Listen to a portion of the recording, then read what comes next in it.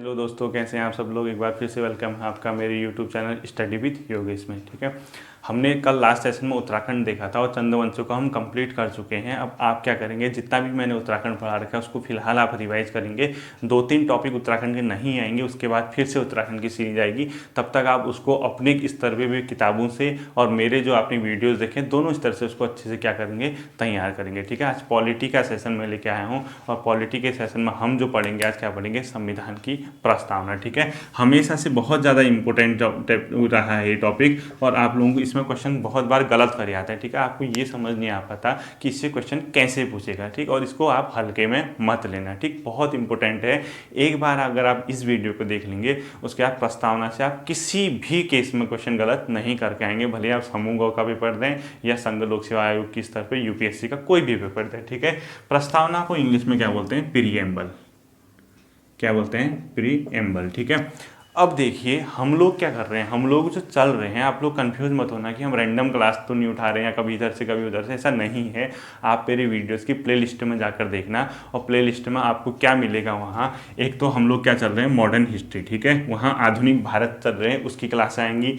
Polity की class यानी भारतीय संविधान और राज्य व्यवस्था चल रहा है। तीसरा हमारा उत्तराखंड का सेशन चल रहा है। चौथा हमारा एनसीईआरटी। ठीक है, और लास्ट कभी कभी हिंदी। ये हमेशा नहीं आएगा, ये कभी कभी आएगा। ठीक है, तो आप लोग क्या करेंगे, मेरे साथ साथ इस सीरीज को अपना नोट्स बनाते रहेंगे और फिलहाल हमारा कंटिन्यू यही रहेगा। मतलब उत्तराखंड की वीडियो और एनसीईआरटी की वीडियो ज़्यादा आएंगी आप लोगों के लिए। बीच बीच में ये क्या कहते हैं, मॉडर्न हिस्ट्री और पॉलिटी भी आप लोगों के लिए आएगा और आप ऐसे ही चलेंगे। ठीक, दूसरा आप लोगों से एक रिक्वेस्ट है, अगर आप मेरे साथ पहले से जुड़े हैं, मतलब आप मुझे फॉलो कर रहे हैं, आप लोग मुझे आज की वीडियो देखने हैं तो कमेंट करके ज़रूर बताएंगे कि आप लोगों को समझ आ रहा है या नहीं आ रहा है। यानी जब से हमने क्लासेस शुरू की हैं कि आप में चेंज हुआ है या चेंजेस हो रहे हैं या नहीं हो रहे हैं, इस बारे में आप मुझे पक्का बताएंगे। ठीक है, कि मेरी वीडियो से आपको फ़ायदा हो रहा है कि नहीं हो रहा है। ठीक है, तो हम आज शुरू करते हैं क्या, प्रस्तावना। देखिए प्रस्तावना सबसे पहले ये होती क्या है संविधान की, तो फिर पहली बात है प्रस्तावना आप समझेंगे कैसे कि क्या मतलब प्रस्तावना को कहेंगे। देखिए आप लोग जब स्कूल वगैरह पढ़ते थे, बचपन में छोटे थे, तो आप क्या करते थे, निबंध लिखते थे। यानी ऐसे ऐसे लिखने की स्टार्टिंग आप कहाँ से करते थे, प्रस्तावना से। और उस प्रस्तावना में आप जो भी लिखते थे वो कैसे लिखते थे, आप उसको यही बताना चाहते थे अपने एग्जामिनर को, जो मैंने प्रस्तावना लिखी है इसी का नीचे क्या होगा, विस्तृत रूप होगा। यानी कहीं ना कहीं आपके ऐसे राइटिंग का जो समरी थी, यानी ऐसे राइटिंग का जो मूल था, मूल तत्व जो था, वो प्रस्तावना के अंदर आप शामिल कर देते थे कि मैं आगे ये बात कहना चाहता हूँ या कहना वाली हूँ, जो भी है। ठीक है, उसी प्रकार हमारा जो संविधान है, हमारे संविधान के अंतर्गत भी जो प्रस्तावना है वो संविधान का क्या है, सार है। यानी एक प्रकार के हमारे संविधान की समरी है। ठीक है, यानी प्रस्तावना अगर आपसे कोई पूछता है कि क्या है, तो आप क्या कहोगे, हमारे संविधान की एक समरी है, यानी हमारे संविधान का सार है, हमारे संविधान का मूल दर्शन है, हमारे संविधान का क्या है, आत्मा है। ठीक है, देखिए सबसे पहले अमेरिका एक ऐसा देश था जिसने अपने संविधान में क्या किया था, प्रस्तावना को शामिल किया था। कौन था वो, अमेरिका था।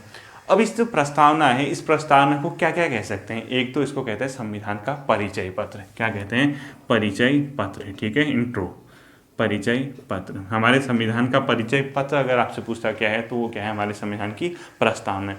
इसके अलावा संविधान का क्या है, सार है, यानी समरी है। ये संविधान का मूल दर्शन भी है। इसी के साथ साथ हमारे संविधान की आत्मा अगर आपसे कोई पूछता है, वो क्या है, प्रस्तावना है।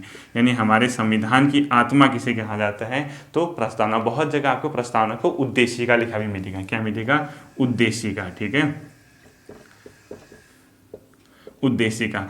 उद्देशिका क्यों कहते हैं इसको, ठीक, उद्देशिका मतलब मैंने पहले आपको बताया था कि नेहरू जी ने संविधान सभा में 13 दिसंबर 1946 को, कब, 13 दिसंबर 1946 को क्या पेश किया था, उद्देश्य प्रस्ताव। इस उद्देश्य प्रस्ताव को ही आगे प्रस्तावना में क्या कर दिया, इसके जो मूल तत्व थे वो किसमें शामिल कर दिया, हमारी संविधान की प्रस्तावना में। ठीक है, तो 13 दिसंबर 1946 को हमारे संविधान मतलब नेहरू जी द्वारा प्रस्तावित जो उद्देश्य प्रस्ताव था वही बाद में क्या बना, प्रस्तावना के रूप में शामिल किया गया। ठीक, इसीलिए इसको उद्देशिका या संविधान का मूल दर्शन या संविधान की आत्मा कहते हैं। ठीक है, अब देखिए, प्रस्तावना समझने से पहले आप लोग क्या करेंगे, इसको कुछ चीज़ें बताऊंगा आप लोगों को, उसको समझना है, यानी प्रस्तावना के जो मूल तत्व हैं, ठीक है।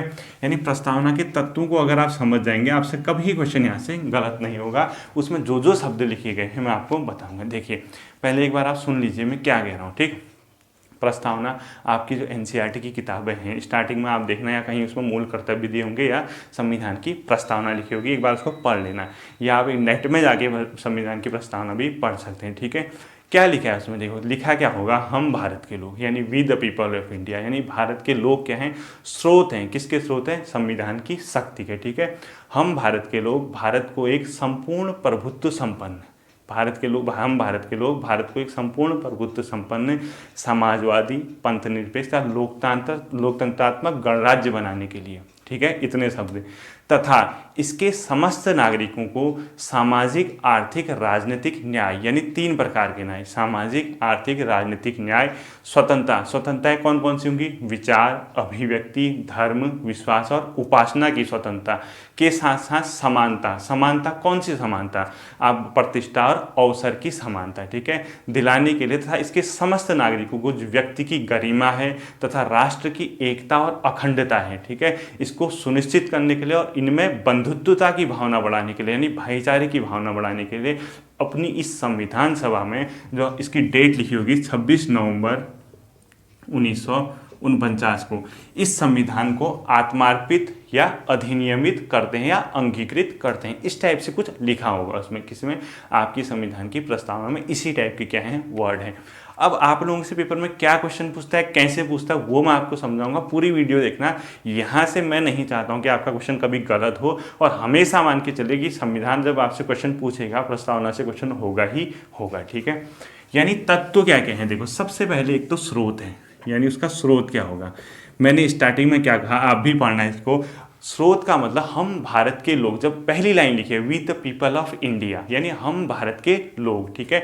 तो इस संविधान की जो प्रस्तावना या संविधान है, उसका जो स्रोत है वो भारत की क्या है, जनता है, यानी संविधान को शक्ति कहाँ से मिली है, जनता से मिली है। अगर आपसे ये पूछता है कभी क्वेश्चन कि आपकी संविधान की प्रस्तावना को जो शक्ति या स्रोत है आपकी संविधान की प्रस्तावना का, आपकी संविधान का जो स्रोत है वो कौन है, जनता, यानी अगर आपसे ये भी पूछते हैं आपके संविधान को शक्ति कहाँ से प्राप्त हुई, तो जनता से। वो जनता से क्यों, क्योंकि मैंने आपको क्या बताया था, जो हमारी संविधान सभा थी वो अप्रत्यक्ष रूप से भले ही चुनी गई थी, लेकिन भारतीय जनता का क्या करती थी, प्रतिनिधित्व, यानी भारतीय जनता ने अलग अलग भागों से उनको चुन के भेजा था, डायरेक्टली नहीं भेजा था, जैसे भी भेजा था मैं पढ़ा चुका हूँ। तो उन लोगों ने संविधान को बनाया था, इसीलिए कहा गया स्रोत कौन होंगे, भारत की जनता। किसका स्रोत, संविधान की शक्ति का, ठीक है। इसमें कुछ वर्ड आएंगे, उसके बाद जो मैं बोल रहा हूँ, संपूर्ण प्रभुत्व संपन्न, यानी उसका जो स्वरूप है, यानी तत्व के अंदर एक तो स्रोत है, दूसरा हमारे संविधान का स्वरूप कैसा होगा, ठीक है। इस स्वरूप के अंदर मैंने कुछ शब्द बोल रहे हैं, जैसे संपूर्ण प्रभुत्व संपन्न, ठीक है। जो शब्द लिख रहा हूँ आप लोग भी ऐसे ही लिखना है इसको, संपूर्ण प्रभुत्व संपन्न, ठीक। एक तो लिखा संपूर्ण प्रभुत्व संपन्न, दूसरा लिख रहा हूँ समाजवादी, अभी मैं सब समझाऊंगा इसको, ठीक है। तीसरा लिख रहा हूँ धर्मनिरपेक्ष या पंथ निरपेक्ष, धर्म निरपेक्ष या पंथ निरपेक्ष भी लिखा होगा बहुत सी किताबों में, ठीक है। एक ही चीज़ है, वो धर्म शब्द आ रहा था इसलिए धर्म को हटा के पंथ कर दिया, वो बताता हूँ। और एक है लोकतंत्रात्मक गणराज्य, लोकतंत्रात्मक गणराज्य, ठीक है। ये शब्द होंगे, यानी हमारे संविधान की प्रस्तावना के जो तत्व हैं उसके अंदर स्रोत तो कौन है, भारत की जनता। जो स्वरूप है संविधान का, स्वरूप कैसा होगा, उसका स्ट्रक्चर कैसा होगा, उसमें ये चीज़ें शामिल होंगी, यानी वो संपूर्ण प्रभुत्व संपन्न होगा। भारत का संविधान समाजवादी समाज को बढ़ावा देगा, भारत का संविधान जो होगा धर्मनिरपेक्ष राष्ट्र को बढ़ावा देगा, भारत का संविधान लोकतंत्रात्मक गणराज्य को बढ़ावा देगा। अभी बताता हूँ, सारे शब्द के अर्थ बताऊंगा। यानी संविधान की प्रस्तावना भारत को ऐसा बनाना चाहिए कि हम संपूर्ण रूप से संपूर्ण प्रभुत्व संपन्न होंगे, समाजवादी होंगे, धर्मनिरपेक्ष होंगे, लोकतांत्रिक गणराज्य होंगे। इसके अलावा कुछ चीज़ें और हैं जिसके अंदर उसके उद्देश्य आपको पता चलेंगे, यानी हमारे संविधान का उद्देश्य क्या है। यानी अगर आपसे ये पूछते हैं कि संविधान का उद्देश्य कौन बताता है, संविधान की प्रस्तावना बताती है, ठीक है। क्वेश्चन क्या आएगा अभी बताता हूँ। उद्देश्य में न्याय दिलाया जाएगा, क्या दिलाया जाएगा, न्याय दिलाया जाएगा। न्याय का मतलब कौन सा न्याय, सामाजिक, आर्थिक और राजनीतिक। कौन सा, सामाजिक, आर्थिक और राजनीतिक। तीन प्रकार के न्याय की बात हमारे संविधान की प्रस्तावना करते हैं। अगर आपसे पूछता है भारत के संविधान की प्रस्तावना में कितने प्रकार के न्याय उल्लिखित हैं, आप क्या कहोगे? तीन प्रकार के। आपसे पूछेगा भारत के संविधान की प्रस्तावना निम्नलिखित में से कौन सा न्याय उल्लिखित नहीं है, आपको याद रखना है सामाजिक, आर्थिक और राजनीतिक तो है, इसके अलावा कोई न्याय नहीं हुआ। भले आपसे ऑप्शन में धार्मिक न्याय दे देगा, वहाँ धार्मिक न्याय लगा के मत आना, ठीक है। सामाजिक, आर्थिक और राजनीतिक न्याय के अलावा किसी न्याय की बात प्रस्तावना नहीं करते। इसके अलावा 5 प्रकार की स्वतंत्रताएं, और याद रखना जो सामाजिक, आर्थिक, राजनीतिक न्याय है ये रूस की क्रांति के प्रभावित है, ठीक है। यानी जब रूस की क्रांति हुई थी 1917 में, उस क्रांति के चारों ओर यही बिंदु घूम रहे थे कि जो हमें न्याय होगा सामाजिक, आर्थिक और राजनीतिक रूप से हम लोग को न्याय मिलना चाहिए, ठीक है। वो रूस की क्रांति से ही ये पॉइंट हमने लिए हैं, ठीक। तो 3 प्रकार के न्याय हैं। अब इस साइड का पोर्शन मैं मिटा रहा हूँ, ठीक है। यहाँ देखना, अब देखना न्याय के अलावा क्या होगा? स्वतंत्रता। क्या होगी? स्वतंत्रता। अब स्वतंत्रता क्या है? 5 प्रकार के स्वतंत्रताओं का उसमें उल्लेख किया गया। जैसे अभी मैंने स्टार्टिंग में बोला, तो उसमें स्वतंत्रता है। स्वतंत्रता कौन सी होगी? विचार, अभिव्यक्ति, धर्म, विश्वास और उपासना। कौन कौन सी? विचार, अभिव्यक्ति, धर्म, विश्वास और उपासना, ठीक है। ये जो है ये 5 प्रकार की स्वतंत्रताओं का उल्लेख हमारे संविधान की प्रस्तावना करती है। अगर आपसे पूछता है भारत के संविधान की प्रस्तावना में कितने प्रकार की स्वतंत्रताएं उल्लिखित हैं? 5। आपसे क्वेश्चन पूछ देगा भारत के संविधान की प्रस्तावना निम्नलिखित में से कौन सी स्वतंत्रता उल्लिखित नहीं है? आपको 5 स्वतंत्रताएं याद रखनी है, इसके अलावा कोई संविधान की प्रस्तावना में कोई स्वतंत्रता उल्लिखित नहीं है। फिर नोट कर लो जोड़ देके, विचार, अभिव्यक्ति, धर्म, विश्वास और उपासना की स्वतंत्रता, ठीक है। इसके अलावा वो समता की बात करता है, इक्वालिटी की बात करता है। वो जो इक्वालिटी है वो समता जो होगी वो कौन कौन सी होगी? समता, ठीक है। कौन सी समता है? एक तो प्रतिष्ठा, एक अवसर की समानता, ठीक है। सब बताता हूँ क्या होता है अभी, ठीक। प्रतिष्ठा प्लस अवसर। अगर आपसे ये पूछता है संविधान की प्रस्तावना में कितने प्रकार की समताओं का उल्लेख है, आप बताओ कि 2। कौन कौन सी है? प्रतिष्ठा और अवसर। आगे पीछे ऑप्शन में कुछ भी दे सकता है, ठीक। व्यक्ति की गरिमा, लास्ट में क्या लिखा होगा? व्यक्ति की गरिमा। किसकी गरिमा? डिग्निटी किसकी होगी? यानी हर व्यक्ति क्या है उसका अपना आत्मसम्मान है। हम हर व्यक्ति की गरिमा का सम्मान करेंगे। हम अपने देश की, राष्ट्र की जो हमारी अखंडता है, हम राष्ट्र टूटेगा नहीं हमारा, ठीक है। राष्ट्र की एकता, हम एक होंगे, राष्ट्र अखंड होगा और सभी के अंदर हम बंधुत्व यानी भाईचारे की भावना को बढ़ाने के लिए प्रयत्न करेंगे, ठीक है। इसके अलावा जो शब्द होंगे उसमें देखने क्या क्या होंगे। एक तो क्या होगा? गरिमा, ठीक।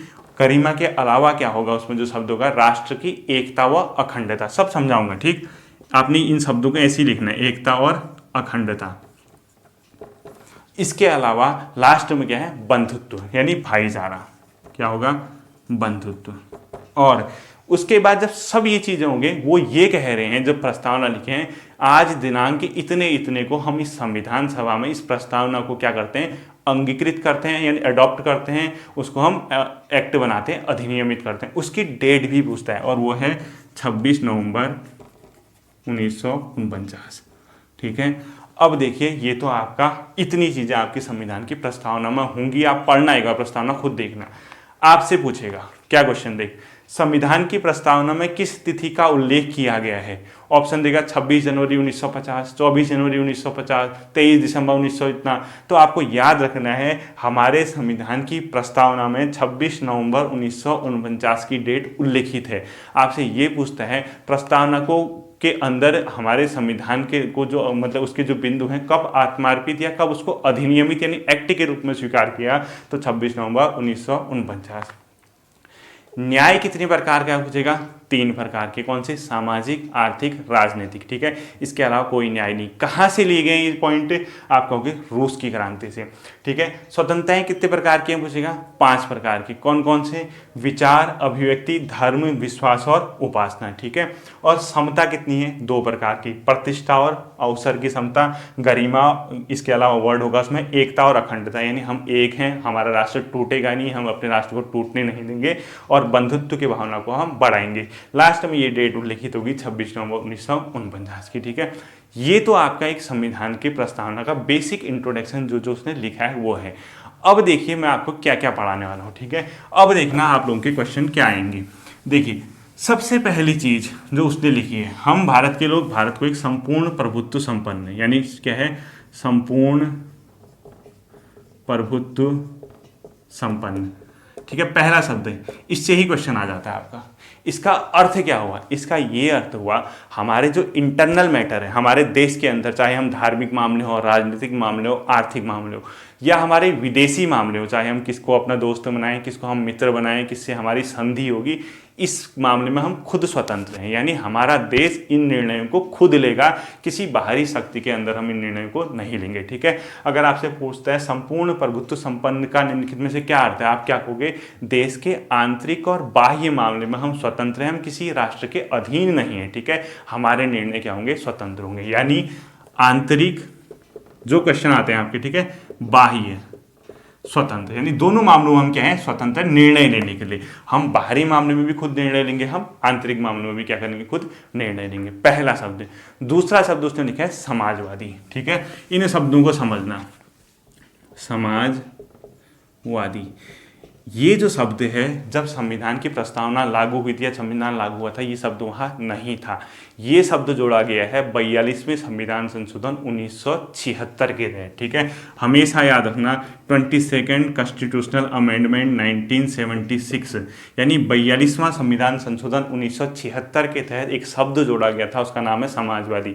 इसके अलावा वहाँ 3 और शब्द जोड़े गए थे, एक धर्मनिरपेक्ष, एक अखंडता। यहीं पे इसको नोट कर लीजिए, धर्मनिरपेक्ष, ठीक है, इसको पंथ निरपेक्ष भी लिखा होगा, और अखंडता। ये 3 के 3 वर्ड भारत के संविधान की प्रस्तावना में कब जोड़े गए थे? 42वें संविधान 1976 के तहत, 42वें संविधान संशोधन 1976 के तहत। यहीं पे से सर्वाधिक क्वेश्चन पूछते हैं। वो क्या कहता है, निम्नलिखित में से कौन सा शब्द 42वें संविधान संशोधन 1976 के तहत भारत की संविधान की प्रस्तावना में जोड़ा गया था? आपको पता होना चाहिए, समाजवादी, धर्मनिरपेक्ष और अखंडता, 3 शब्द ऐसे थे जो संविधान की प्रस्तावना 1976 में जाके ऐड किए गए थे, वो पहले से विद्यमान नहीं थे। आप लोगों से रिक्वेस्ट कर रहा हूँ, इस पॉइंट को बहुत ध्यान से नोट करना, मोस्ट इंपोर्टेंट, हमेशा हर एग्जाम में रहता है। संविधान की प्रस्तावना में 42वें संविधान संशोधन 1976 के तहत 3 शब्द जोड़े गए थे। उन 3 शब्दों का नाम है समाजवादी, धर्मनिरपेक्ष और अखंडता, ठीक है। क्लियरली रूप से इसको गांठ बांध लो, ठीक, गांठ बांध लेना है। अब हम क्या करेंगे, धीरे धीरे एक एक वर्ड को समझेंगे, ठीक है। पहला वर्ड जो आपका शब्द जो आपका आता है वो आपके लिए समाजवादी, ठीक है। आपको ये भी समझना है कि समाजवादी क्या होता है। जैसे मैंने आपको संपूर्ण प्रभुत्व संपन्न समझाया, अब समाजवादी देखिए। समाजवादी का जनरली क्या अर्थ है, आप लोगों के जीवन स्तर को उठाओ, कल्याण करो लोगों का, संपत्ति का जो है समान रूप से डिस्ट्रीब्यूशन हो, तो पॉसिबल है नहीं वैसे, लेकिन आप क्या करोगे, संपत्ति का एक जगह केंद्रीकरण नहीं करोगे, गरीब लोगों को उठाने का काम करोगे, बीमारी वगैरह इन चीज़ों से, गरीबी उन्मूलन, सबको आप हटाओगे, ठीक है। इस प्रकार की कॉन्सेप्ट है। अब होता क्या है, देखिए, नॉर्मली आप ये समझ लीजिए, कद्दू कटेगा सबको बटेगा, इस टाइप का जो कॉन्सेप्ट होता है, मतलब समान रूप से चीज़ों का, आपका एक समाज हो, समतामूलक हो, वहाँ पे क्या हो, आय जो मतलब इनकम होती है वो एक जगह केंद्रित न हो। यानी कि कहने का अगर मैं ये कहूँ आप लोगों से, समाजवादी समाज का ये मतलब होता है, आपको क्या करना है, हर व्यक्ति को देखते हुए काम करना है, ठीक है। यानी सबको क्या मिल सके, वहाँ पे सम्मान मिल सके, न्याय मिल सके। अब इसमें क्या होता है, देखिए, समाजवादी में 2 टाइप के होते हैं, ठीक है, इस चीज़ को थोड़ा समझना। एक होता है लोकतांत्रिक समाजवाद, क्या होता है, लोकतांत्रिक समाजवाद, जैसे कि भारत में। एक होता है साम्यवादी समाजवाद, इसको आपने इतना ध्यान नहीं देना है, ठीक, मैं अभी बता देता हूँ। साम्यवादी समाजवाद ये यहाँ नहीं चलता, ये पहले रूस वगैरह में चलता था, यहाँ नहीं चलता है।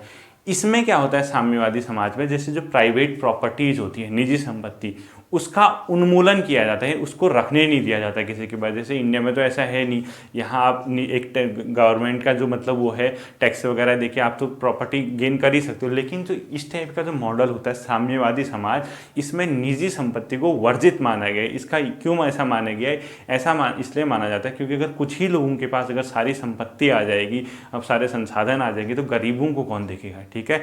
यानी इसमें क्या होगा, जो राष्ट्रीयकरण मतलब जो उत्पादन, जिस चीज़ से उत्पादन हो रहा होगा और जो डिस्ट्रीब्यूट कर रहा होगा अपने समाज में, वो सब क्या होंगे, राष्ट्र के अंदर होंगे, यानी सरकार के अंदर होंगे। प्राइवेट लोगों को यहाँ जगह नहीं दी जाएगी। अब देखिए आप यहाँ खुद ही इंडिया में देख लीजिए, जैसे हम लोगों ने क्या किया, इसके अपोजिट मॉडल अपनाया। हमने क्या किया, लोकतांत्रिक समाजवाद अपनाया। लोकतांत्रिक समाजवाद देखिए, अगर हम ये ऐसा ही मॉडल अपनाते कि प्राइवेट प्रॉपर्टी नहीं रख सकते हैं आप लोग, इसके अलावा जो मतलब उत्पादन और वितरण के साधन होंगे वो सब राष्ट्र के हाथ में होंगे, अगर ऐसा होता तो फिर हम लोकतंत्र कहाँ रह पाते। लोकतंत्र तो मतलब ही नहीं होता। अगर हमारे देश में ये मॉडल आ जाता तो आपको अंबानी अडानी कोई दिखते ही नहीं है, ऐसा मॉडल ही नहीं होता, सब सरकार करती, सरकार ही गरीब लोगों को देखती, किसी के पास धन का इतना एकत्र नहीं होता। हम लोगों ने क्या किया, इसके बीच का मॉडल आया, उसको बोलते हैं मिश्रित, क्या बोलते हैं, मिश्रित अर्थव्यवस्था का मॉडल बोलते हैं उसको, ठीक है, अर्थव्यवस्था। इसमें क्या होता है, देखिए लोकतांत्रिक समाजवाद में क्या होगा, पब्लिक सेक्टर भी होगा यानी सरकारी क्षेत्र भी होगा, प्राइवेट सेक्टर भी होगा, यानी दोनों को क्या करने होंगे, काम करने होंगे। दोनों को यहाँ स्वतंत्रता है, जो खुद कर सकता है सही है, जो नहीं कर पाएगा उसके साथ सरकार खड़ी है। इसी वजह से स्कूल सरकारी भी होते हैं, प्राइवेट भी होते हैं। जिसके पास पैसा है जाए भाई प्राइवेट में जाए, जो नहीं है तो सरकार अपने उचित दामों में शिक्षा देगी। हॉस्पिटल्स सरकारी भी होते हैं, प्राइवेट भी होते हैं, होते हैं नहीं होते हैं। ये जो मॉडल है ये क्या कहलाता है, लोकतांत्रिक समाजवाद, यानी लोगों को उठाना है, लोगों का कल्याण करना है। तो हमारी प्रस्तावना में जो समाजवाद शब्द है वो कब जोड़ा गया था, 42वें संविधान संशोधन 1976 के तहत 3 जोड़े गए थे। कौन कौन से, अखंडता, समाजवाद, समाजवादी और धर्मनिरपेक्षता। तो समाजवादी आप समझ गए होंगे, ठीक है। अगला देखिए, अगला टर्मोलॉजी क्या है, वो है धर्मनिरपेक्षता, ठीक है, धर्मनिरपेक्षता यानी धर्मनिरपेक्ष, ठीक है। इसको पंथ निरपेक्ष भी लिखा होगा, वो खाली बवाल करने के लिए कि धर्म शब्द आता है तो कोई पंथ यूज करते हैं। इसका क्या मतलब है, ध्यान से सुनना, पूछता है आपसे, ठीक है। जैसे संपूर्ण प्रभुत्व संपन्न का अर्थ पूछ देगा प्रस्तावना में, समाजवादी का पूछ देगा, अगला हो सकता है आपसे धर्मनिरपेक्ष या पंथ निरपेक्ष का पूछे।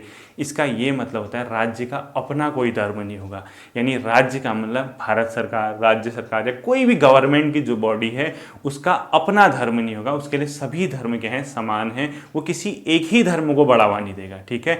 उसके लिए सब धर्म समान है। आपको जो धार्मिक मामले होंगे लोगों का व्यक्तिगत मामला होगा, आप किसको मानते हैं, किस धर्म को मानते हैं, क्या उसके रीति रिवाज है, किसको फॉलो करते हैं, ये आपका निजी मामला है। गवर्नमेंट इसमें हस्तक्षेप नहीं करेगी, ठीक है। यानी धर्मनिरपेक्ष यानी धर्म से जो निरपेक्ष है, ठीक। अब देखो बाद में मैं पढ़ाऊंगा, जहाँ युक्ति रूप से जहाँ सरकार को लगता है लॉजिकली कि हमें इस धर्म में इंटरफेयर करना चाहिए, वहाँ करती है।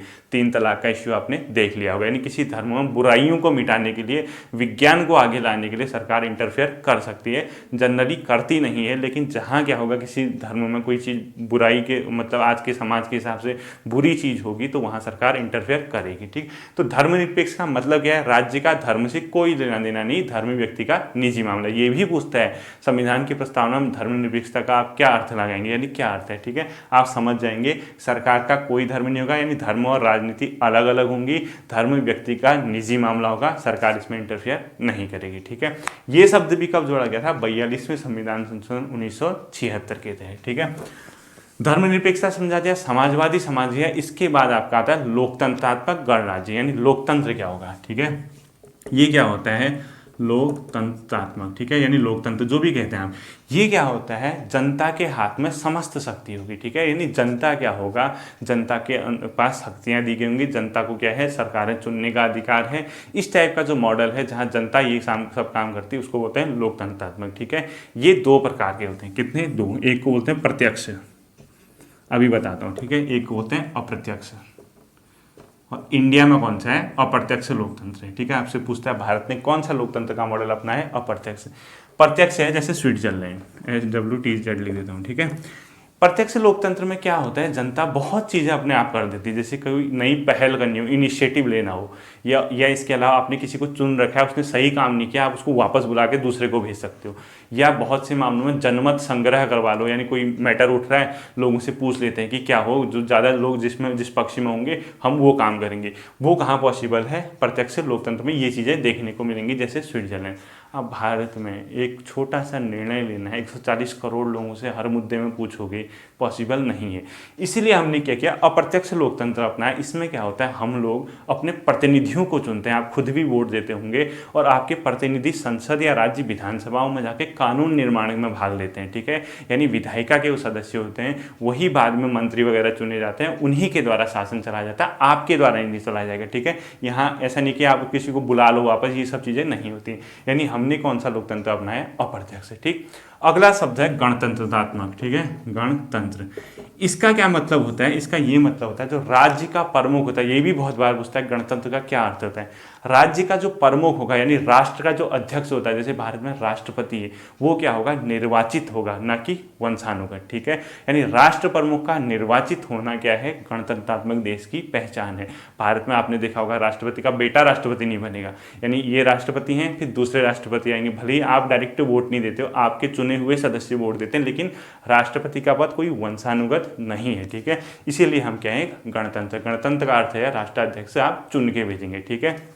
देखिए इतना जब समझ गए, इसके बाद आते जो मैंने न्याय वगैरह बताए। न्याय में आपको बता देता हूँ 3 प्रकार के होते हैं, ठीक है। कितना, 3 दे रखा है, यानी सामाजिक, आर्थिक, राजनीतिक प्रस्तावना में दे रखा है, ठीक। न्याय क्या होगा, किसी के साथ भेदभाव नहीं करो, हर वर्ग को आप प्रतिनिधि दो, मतलब प्रतिनिधित्व तो होना चाहिए हर वर्ग का। कहाँ पे होना चाहिए प्रतिनिधित्व, संसद विधानसभाओं में या राज्य विधानमंडलों में। किसी वर्ग को अगर आपने विशेषाधिकार दिए, उसके विशेषाधिकारों को आप हनन नहीं कर सकते हो, क्योंकि हमारे संविधान की प्रस्तावना में बहुत से वर्गों को विशेष अधिकार दिए गए हैं, आप उनको नहीं छीन सकते हैं, ठीक है। और लोगों का आपने कल्याण करना है, उनका उत्थान करना है, लोगों को न्याय दिलाना है, ठीक है। इस प्रकार का जो कॉन्सेप्ट है सामाजिक, आर्थिक, राजनीतिक न्याय, 3 प्रकार के प्रस्तावना में है। ये हमने जो वर्ड है रूस की क्रांति से हमने मतलब इस टाइप के वर्ड एडॉप्ट कर रखे हैं, ठीक। इसके बाद जो आता है आपकी स्वतंत्रता आती है, ठीक है। स्वतंत्रता, स्वतंत्रता मतलब व्यक्ति को बिना रोक टोक के उसकी सर्वांगीण विकास के लिए, उसके डेवलपमेंट के लिए आप क्या करोगे, स्वतंत्र करोगे, ठीक है। बाद में पढ़ाऊंगा मैं आपको भारतीय संविधान के मूल अधिकारों में अनुच्छेद 19 से 22 के बीच के हैं स्वतंत्रता के प्रावधान किए गए हैं, ठीक है। स्वतंत्रता के अधिकार के वो मैं आपको समझाऊंगा। अब ये नहीं कि स्वतंत्रता का मतलब ये है कि आप रिवॉल्वर लेकर किसी को गोली मार दो या आप ऐसे ही कहीं भी कुछ भी गड़बड़ कर दो, ऐसा नहीं है, ठीक है। उसमें भी कुछ लिमिटेशंस है, मैं उसको समझाऊंगा। यानी व्यक्ति के विकास के लिए इंसान को क्या होना चाहिए, स्वतंत्र होना चाहिए, यानी इसको स्वतंत्रता का प्रावधान किया गया। अगला वर्ड जो उसमें समता, ठीक है। समता यानी समानता, इक्वेलिटी। इसका क्या मतलब होता है, प्रतिष्ठा और अवसर की समानता। मतलब इसका मतलब ये है जैसे कोई लोक नियोजन का विषय, सरकारी वगैरह नौकरियां हैं या कहीं पे आपको मतलब उसमें सबको अवसर यानी सबको क्या मिलेगी, अपॉर्चुनिटी मिलेगी, किसी को आप रोक नहीं सकते। आपने खुद देखा होगा कोई सरकारी विज्ञप्ति आ रही तो हर किसी को भरना होता है, उसमें जो उसके क्वालिफिकेशन जो भी मांगी होगी, ठीक है। या इसके अलावा सार्वजनिक स्थानों पर जाने के लिए कोई होटल है, कोई कुएँ हैं, कोई पार्क है, वहाँ जाने से आप किसी को नहीं रोक सकते हैं, ठीक है। यानी इक्वेलिटी, ये भी समझाऊंगा मैं आपको। अनुच्छेद 16-15 के अंदर सब बताऊंगा। समानता का अधिकार अनुच्छेद 14 से कहाँ तक है, 18 तक। तो समता का भी हमारे संविधान में क्या किया गया है, वर्णन किया गया है। अब जो आपके कुछ वर्ड आते हैं जैसे बंधुता है। बंधुता क्या है, आप सब एक हैं, आप बंधु हैं, मतलब हम लोग क्या है, भाई मतलब भाईचारा है, हम राष्ट्र के प्रति समर्पित हैं।